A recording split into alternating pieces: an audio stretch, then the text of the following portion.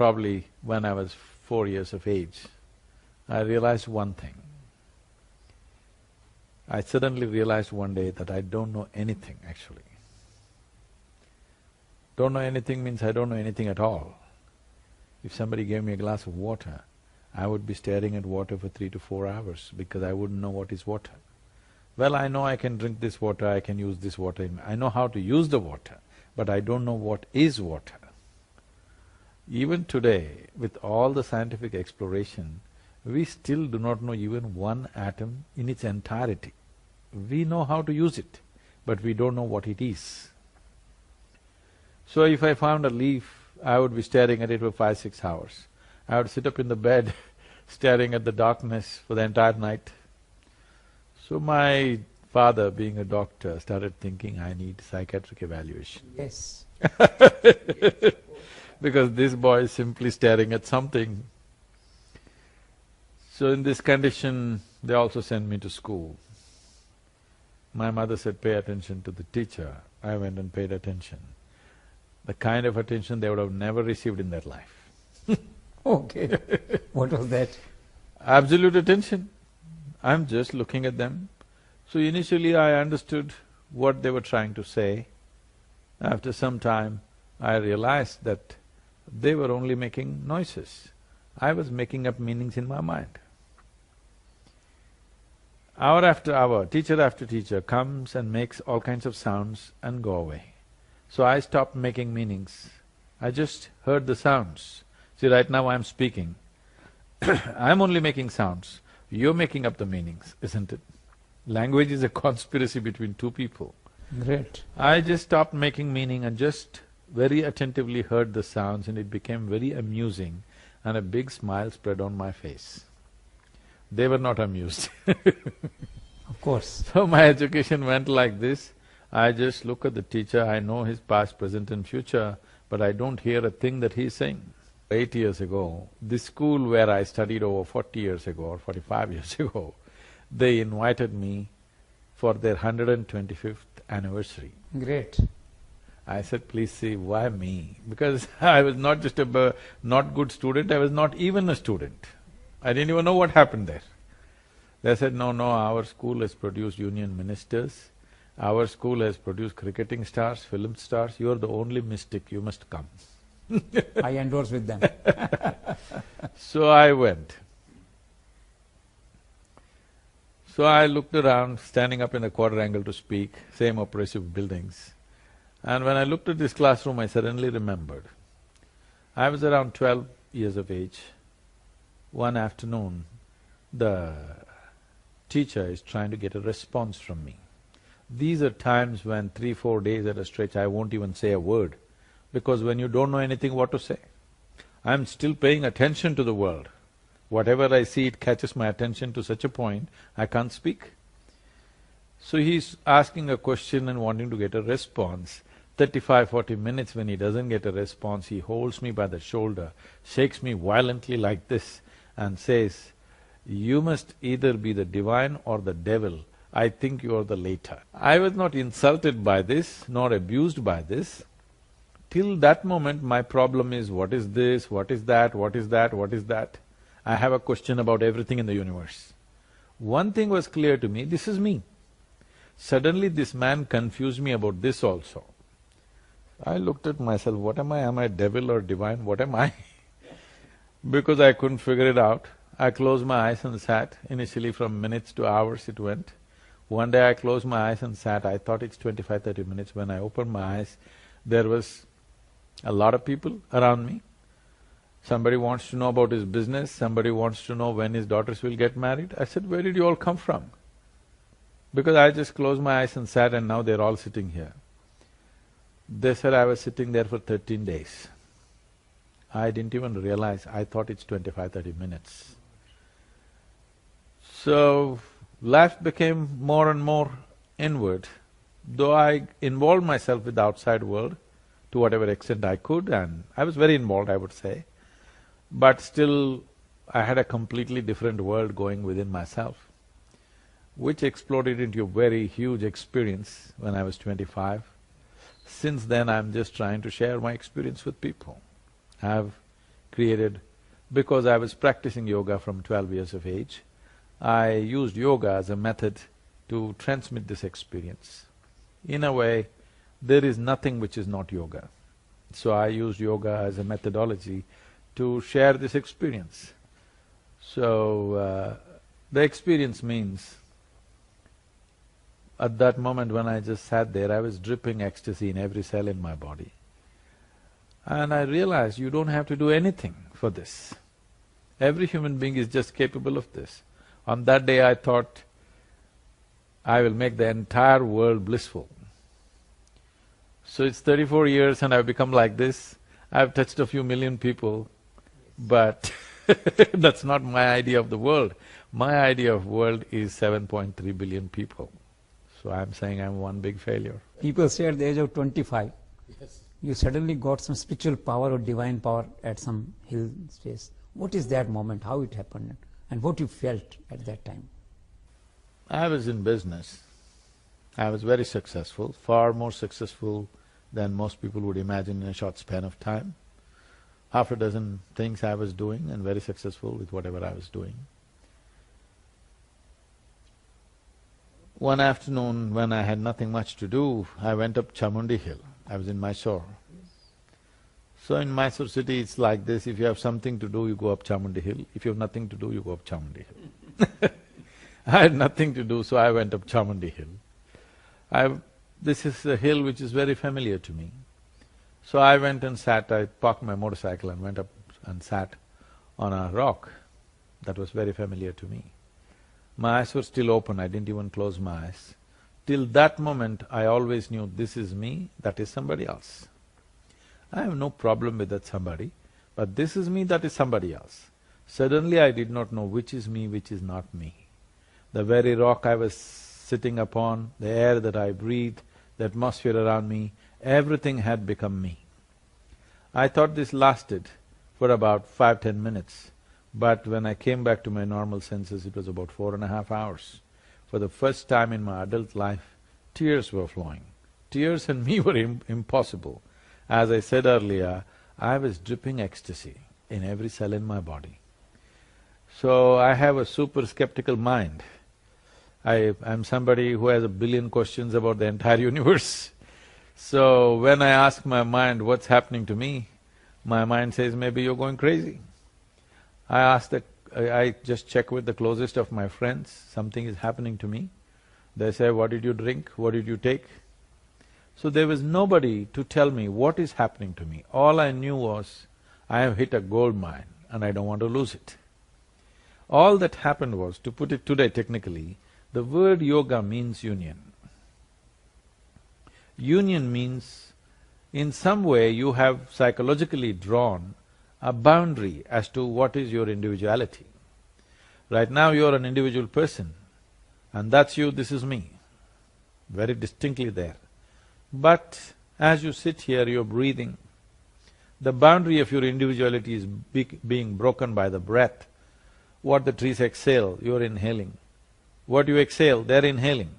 It's not just on the level of breath. When you eat food, what was yesterday earth, today becomes you, tomorrow becomes something else. Not just on that level, on every subatomic particle level, every particle in the body is constantly transacting. It is… individuality is an idea that we have created in our minds. Yoga means you erased that boundary and you experienced everything as yourself. This is what the union means, from individual to a cosmic level. So on that day it just burst forth and I knew you don't have to do anything to make this happen. But still you have to do so many things to make people understand that. What actually inspired you to go for Isha Foundation and all that? It is just that I started sharing with people whichever way I could, in my own ways. Then a huge number of people gathered, then a place became necessary. I was very averse to forming an organization. So I allowed the physical freedom I had at that time. I motorcycled across the country, I did whatever I wanted. But as the number of people gathered and their longing was so strong, then we had to set up a place. So that is the point. And from there then you are going to places, you are expanding in America and all. I am not expanding. expanding. People's longing is drawing us, that's all. I have no business plan to expand. So you have some 1300 or 17 acre some yoga pharma in America. What is that? Yes, in United States, there's a large center coming up now, and there's enormous interest in the West because the religions that have been taught to people cannot withstand three intelligent questions. If you ask three questions, the entire teaching will collapse. And we have come to a time where human intellect is sparking like never before. More people can think for themselves than ever before in the history of humanity. People raise questions in their mind and everything, heavens will collapse. So naturally, seeking truth has become… It used to be very much an Indian thing forever. Right from ancient times, this is a land of seekers. But today this longing to know has become everywhere because it is no more… you cannot rule the world by dogma. You have to… whatever logical questions they have, you must be able to answer them, you must be able to find solutions for them. Simply saying this is the way it is not going to work anymore in the world. I understand in Madhya Pradesh you are planning some 1000-acre yoga ashram and all that. No. I heard somewhere. It has been printed in the newspapers, I don't know where they got it. We have not asked for any land, we have no such plans. It's not that we are averse to doing it, it is just that there is no such request, nor is there… a government has said they can give it, or nor have we asked for it. I don't know where they imagined this. The Chief Minister happens to be your admirer, and that way he's gone to Coimbatore also with his wife and all for a 3-day break at your ashram. That's for his health reasons he has come, so… That way. Both for his health and for his spiritual requirement he has come, that's got nothing to do with his politics. Politics, no, of course, not politics. And in Rajasthan also recently visited, there's a lot of craze in the bureaucracy among the politicians, especially the lady Chief Minister. How this all happens? No, the thing is this, in the last 20 years, I have particularly focused on leadership because if a nation or the world has to benefit from anything, it's important the leadership is of a different nature. What leadership means is, you have the privilege of touching so many people's lives. When you have such a privilege, I believe that your hands must be super clean. You must be of a certain kind. If your work is important, it is very important that you work upon yourself. So I have been striving across the world to touch the leadership. In India, for example, about 14 years ago, someone very important in the country came and they went through the inner engineering program and they asked this question, Sadhguru, this is fantastic, what about the country? I said, see, I have a list of 2,000 people in this country. You give them to me in the next 3 to 4 years. You will see the nation will change quietly without any noise happening about it. What is that formula? I'll come. So this is now 14 years, but we have touched about 42% of this. When I said leadership, I was not talking about prime ministers and chief ministers, because their term of leadership is very short, brief, 5 years, 10 years max, they're going. But there's another set of leadership which is solidly there for 25 to 30 years. The bureaucracy, the business leadership, the social leaders, if they change the way they look at life, if they change their own experience of who they are and what people are to them, things will change. So we have touched nearly 42 to 43% of these 2,000 people we listed. And as a part of this, we have been touching political leadership also. So we've done these programs for Andhra Pradesh, to some extent for Madhya Pradesh, now to Rajasthan. We want to see the political leadership, the administrative leadership and economic leadership to go through a certain change within themselves. Because in their hearts and minds, if they become little more inclusive, everything could be done better. People are doing whatever they know best, this is how I see life. Somebody may think he is good, he is bad, but they're doing… that's all they know, so that's what they're doing. Unless you raise their experience to a higher level Unless you raise their intelligence and perception of life to a higher level, they will not do anything higher. So in this effort, we are touching the state governments and as many leaders as possible. You are talking of leadership, certain qualities. You met Vasundhara ji in Jaipur. How you rate her or evaluate her as a leader, not as a politician? See, she is a passionate leader. She is passionate about everything she wants to do. It is when an individual becomes very passionate and fiery about what they want to do, they also have to turn back and look if everybody is coming along. It's very important. So, that is one aspect. If she takes care of it, she can do a lot of things for that state. I think she's doing wonderfully in terms of education and many things. But this is not a state with too many resources or educational capabilities or business, because it's a certain kind of terrain. So I think they're doing the right thing in focusing on tourism.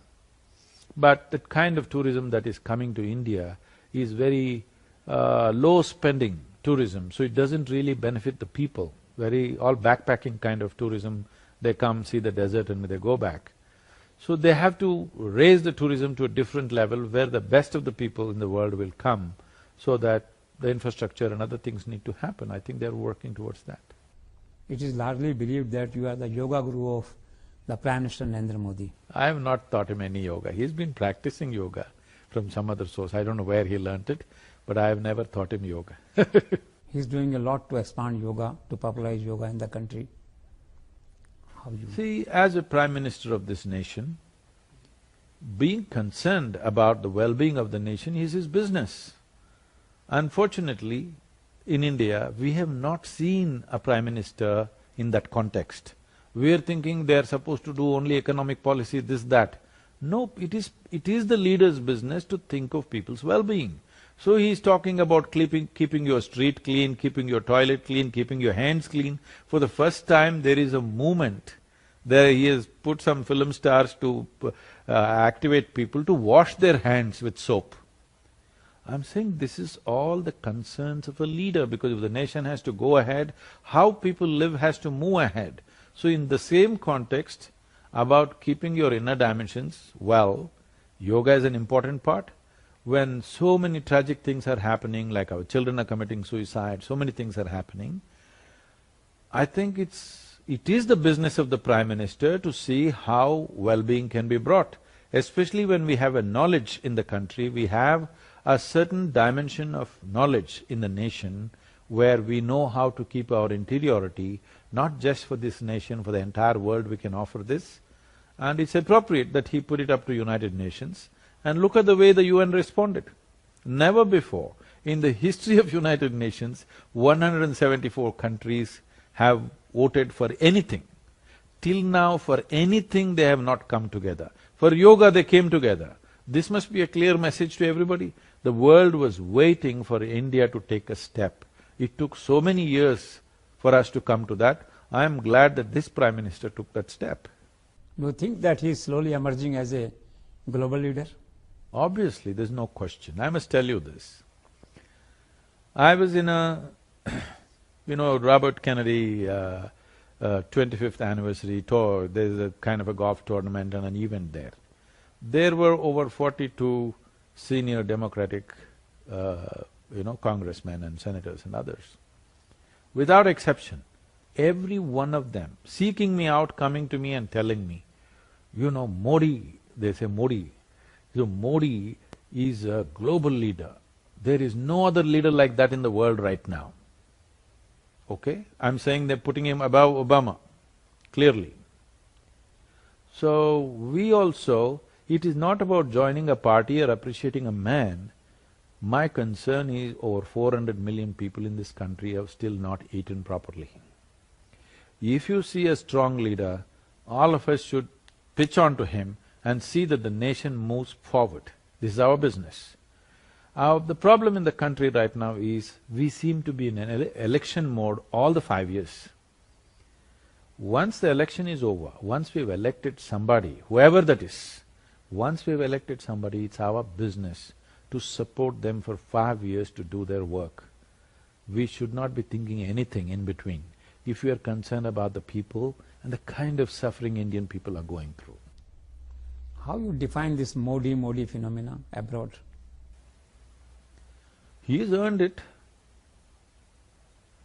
Just the way he's expressed himself, the breadth of his thought, he's earned that from the people. Even in the Muslim countries, he's visiting, getting a lot of response. What's it got to do with Hindu or Muslim or anybody? It's got something to do with the man's capability. So people are appreciating. In the world, it doesn't matter. In the end, only competence matters. Nothing else matters. Narendra Modi, when you met him the last? About a year ago I met him. I wouldn't want to disturb him, he has things to do.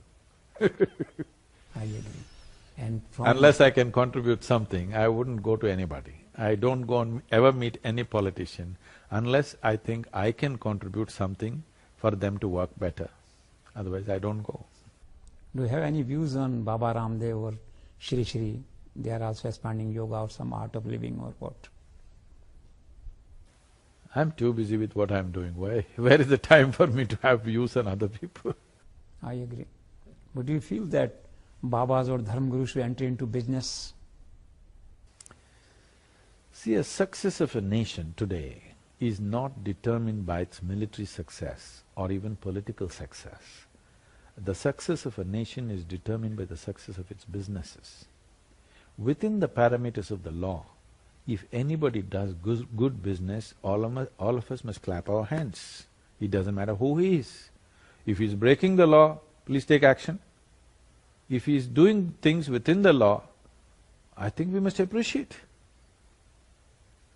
Because Baba Ramdev was going around on a hired bicycle with a rented vessel with 50 kilograms of Chavanprash in 1998.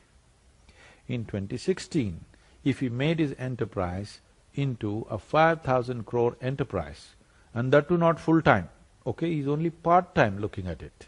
Full-time he's got something else to do, he's got his yoga to do. I think all of us should be proud of this. I don't know why we have trouble with this. So what special you are doing on this 21st June International Yoga Day? Visiting some UN or somewhere? See, the most important thing for me this year is, about 4 months ago it came to my notice that over 9,000 children below 18 years of age committed suicide in our country. Over 1,700 children below 14 years of age committed suicide. We must understand this much. When our children start committing suicide, we must clearly know we are doing something very fundamentally wrong with our lives. Great. I want everybody, the viewers who'll watch your channel, to look at it this way. Suppose our children committed suicide in our home, a 12-year-old child. Can you ever become free from that in your life? If a 12-year-old child committed suicide in our home, we know clearly we are doing something wrong, isn't it, with life? So it's happening in the nation and it's large scale. And one of the main culprits is the education system. Exactly. This education system, which was created to be in service of Her Majesty, we are still continuing the same thing and killing our children of all the things.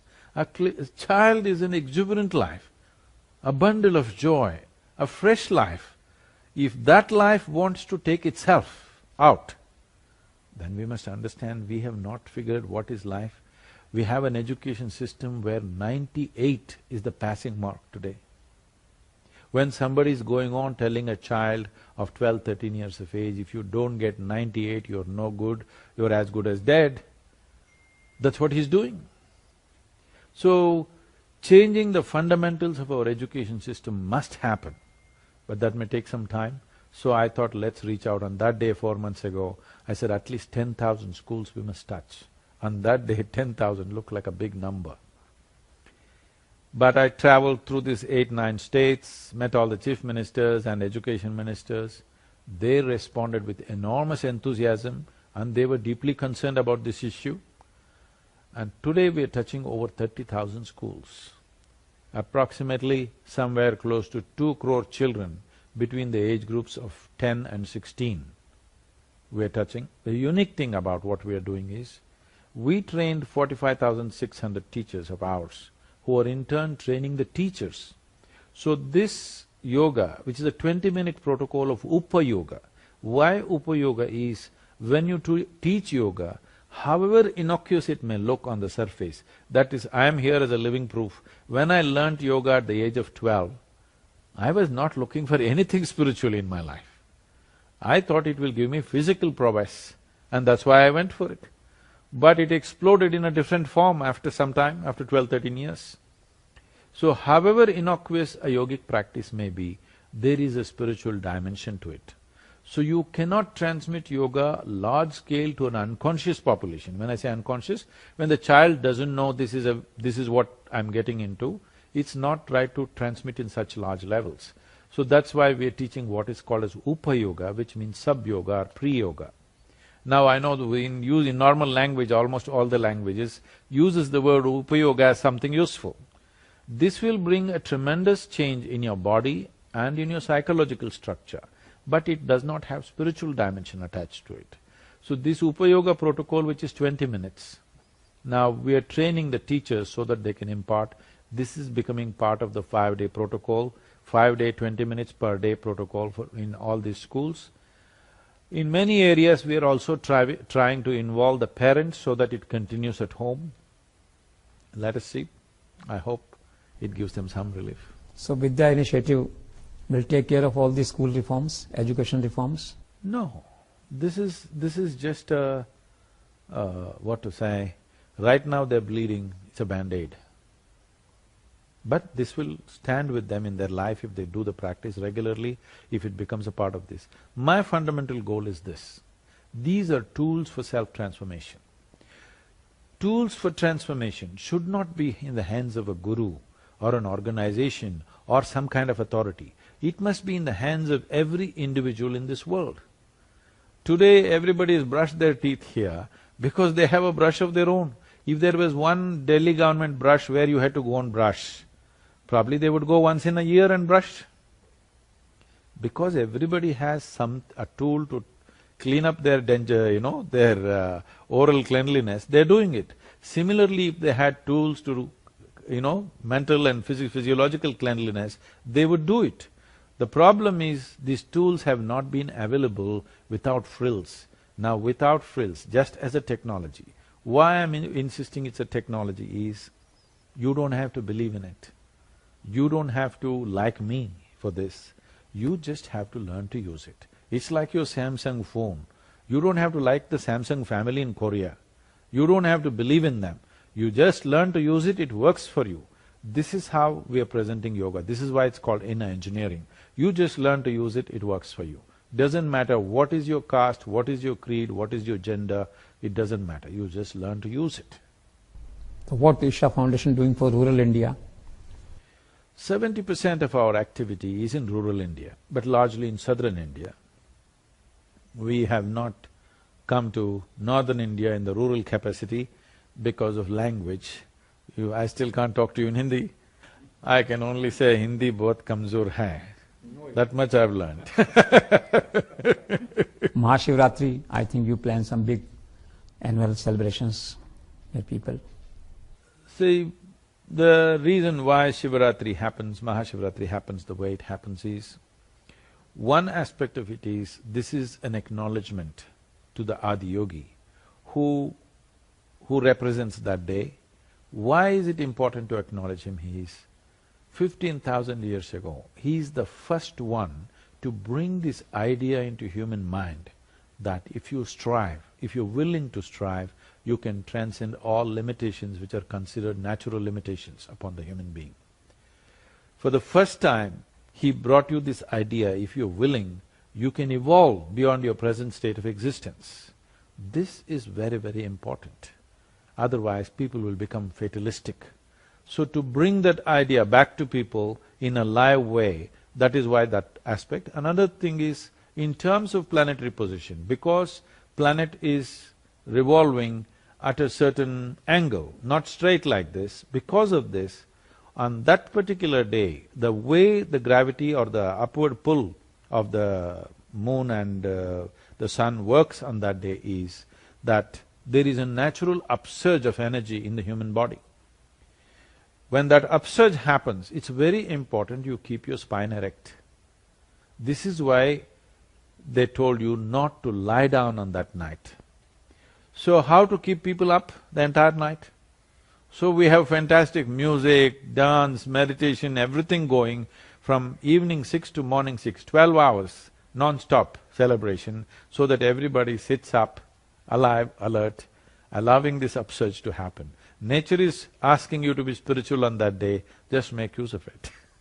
I think you are a wonderful combine of spiritualism and materialism when you travel into all helicopters and planes and hotels and bikes and all that, people say.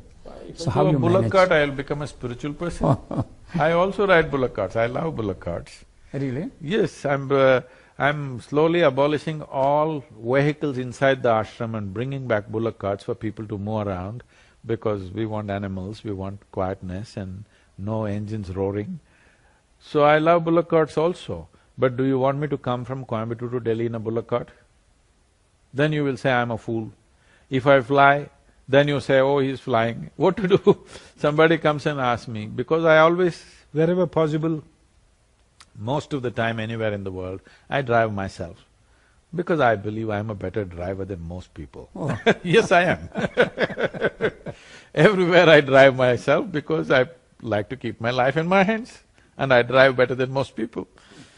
So somebody says, you drive your own car, what kind of a spiritual person are you? This is because people have come to a conclusion that spirituality is some kind of a disability. Wow. Wow. Spirituality is not a disability, it's the biggest empowerment that a human being can have. And why are you going in the car? In the ancient times, yogis used to walk. Then I said, you idiot, in ancient times everybody was walking, not just the yogi. People are curious to know, actually in the country, you are a sant, sannyasi or grahast? I'm grahast. How you see some sort of a balancing or this combination, or normally sannyasis are away from grahasti or they ignore grahasti or don't take proper care of grahast part of their life. How you manage these two parts? I manage everything well. You manage everything Because well. I know how to manage my mind perfectly well. Once you know how to manage your mind and yourself well, you will manage everything well. How you define spirituality, spiritualism in a way? If your experience of life transcends the limitations of your physicality, that means you're spiritual. It's the most maligned and corrupted word on the planet right now. Spirituality does not mean looking up or looking down, it's about turning inward. What is the truth? Such kya hai, truth?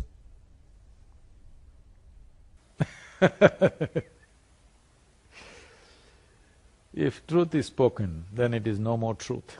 Wow. What is love?